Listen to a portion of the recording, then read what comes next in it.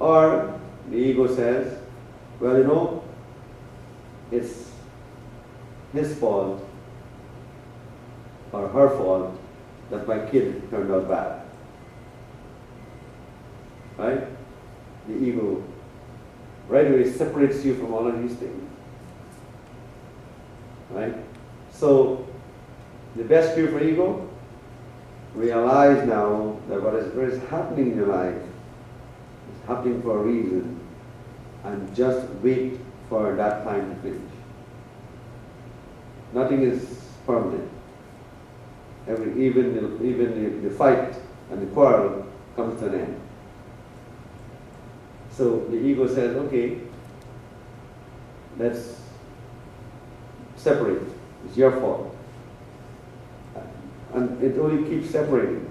It keeps separating. Right? The ego says, well, listen, I'm not going to pay the rent. This is my favorite one. It happens in every home. Right? Said, listen, look, I'm living free, I'm eating the food, everything, but you know what? I have this money here and I'm not going to let nobody take it from me. Right? And the person keeps saying, well, okay, I'm not going to give the money, I'm not going to pay the rent, you pay the rent, things like that.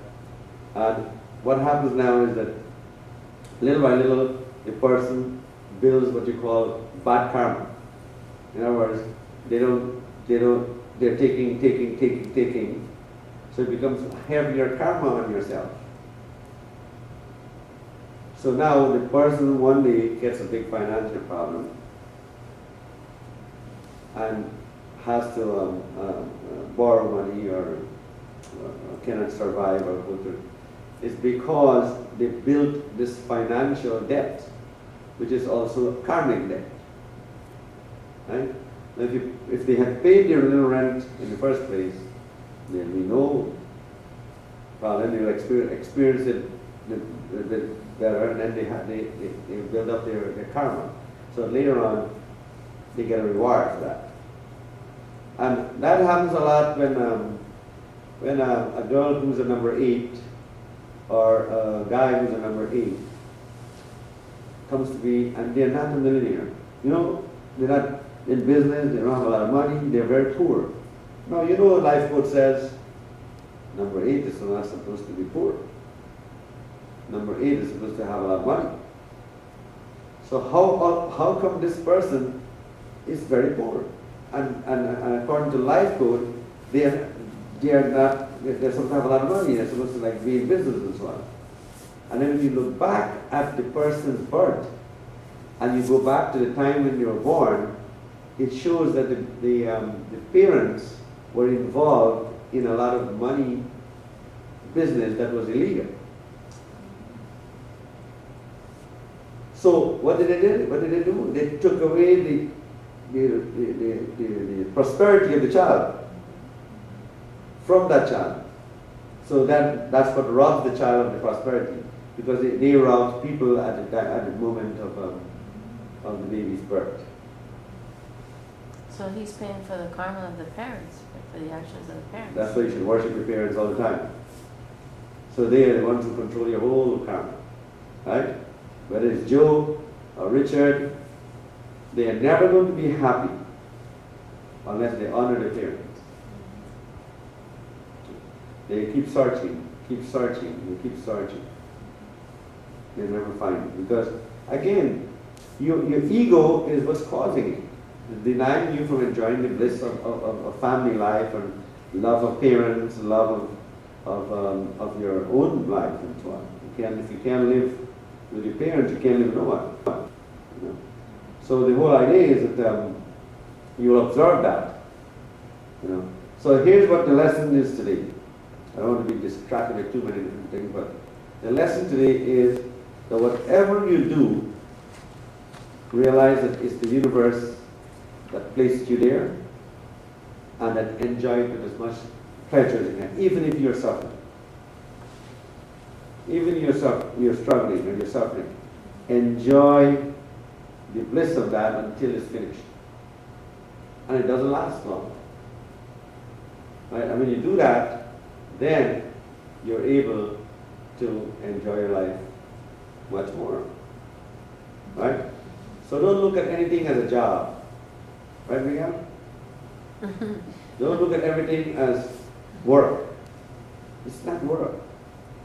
When you go to school, is it work? What do you go to school for? And do you enjoy that? You enjoy learning?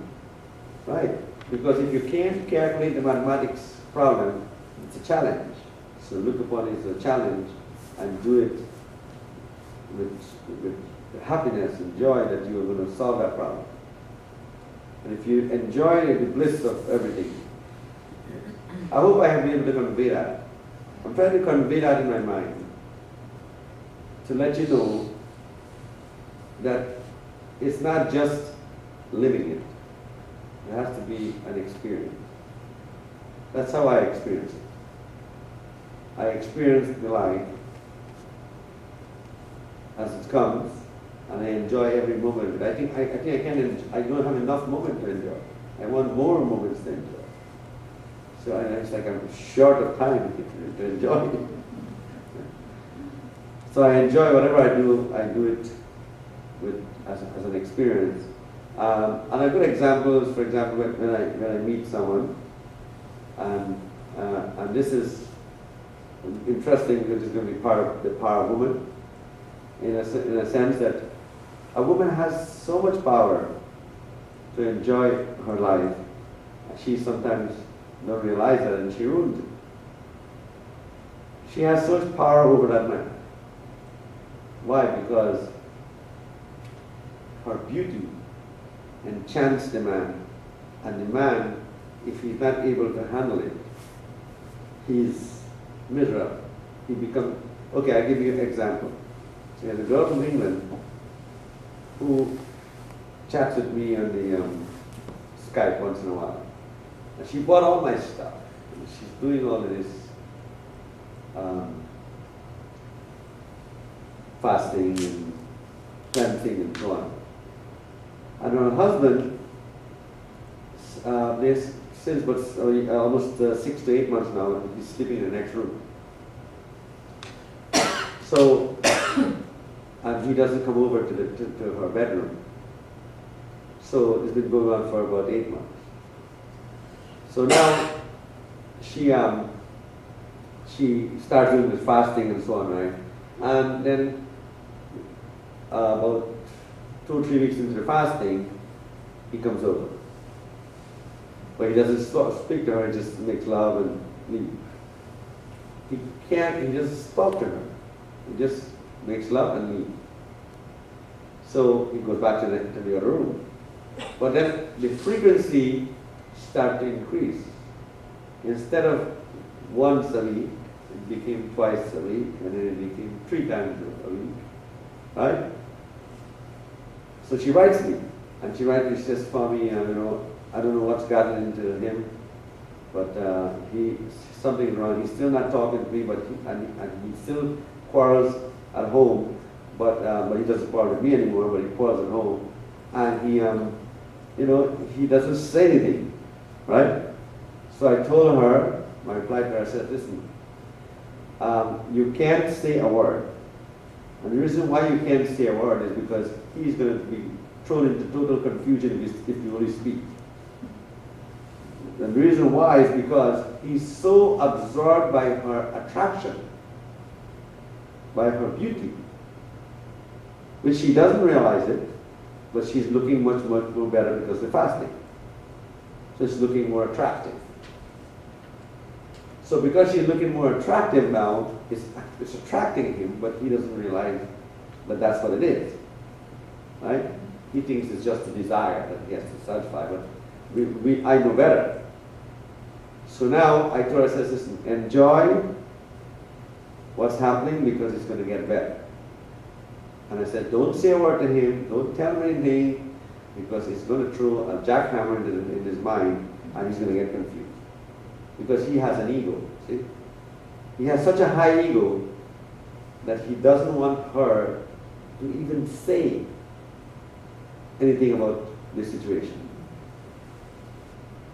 But eventually you know what's going to happen.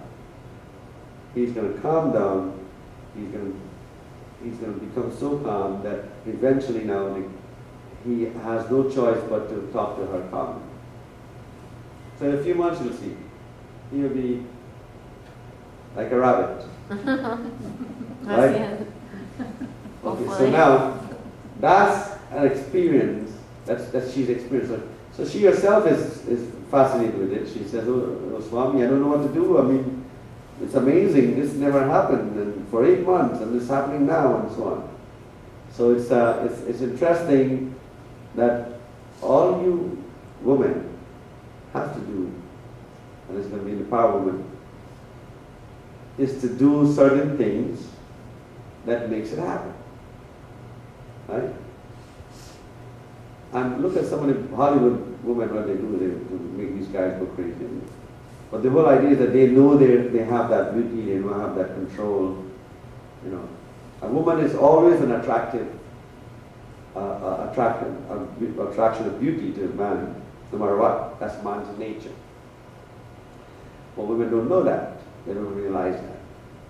So because today they rather just fight. If she opens her mouth and she fights, the whole thing is ruined. That's Why? so hard, Swami. And well, but that's no, but that's not. It's not something wrong she's doing by not talking. Remember, he is at this level. She's at this level. Try talking to a monkey. Can you do it? Yeah, that's Okay. true. You can't talk to a monkey. Mm-hmm.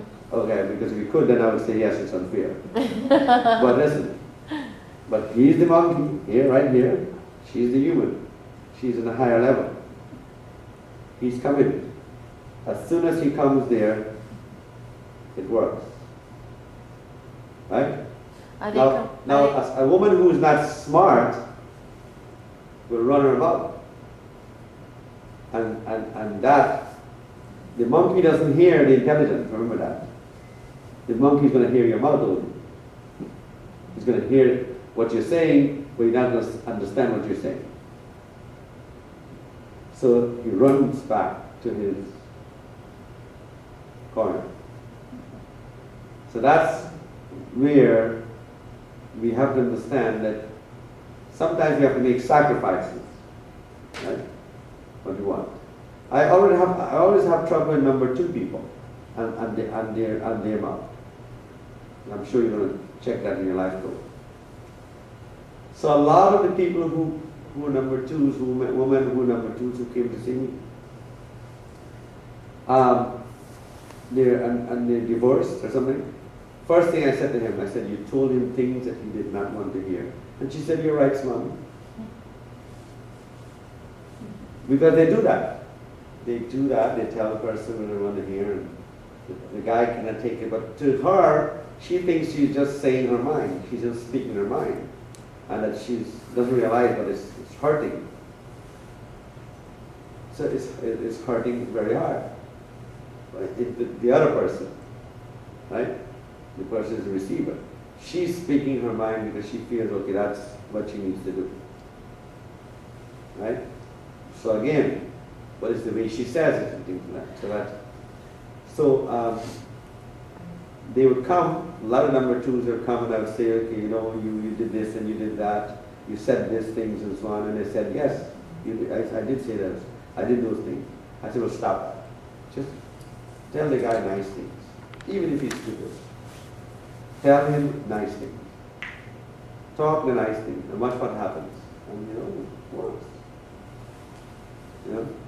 So, why am I able to guide you like that? Because I understand the universe. I understand the life code, I understand how it works, I understand everything, how it goes and so on. So you need to do that. You need to understand the universe and understand the bliss of it.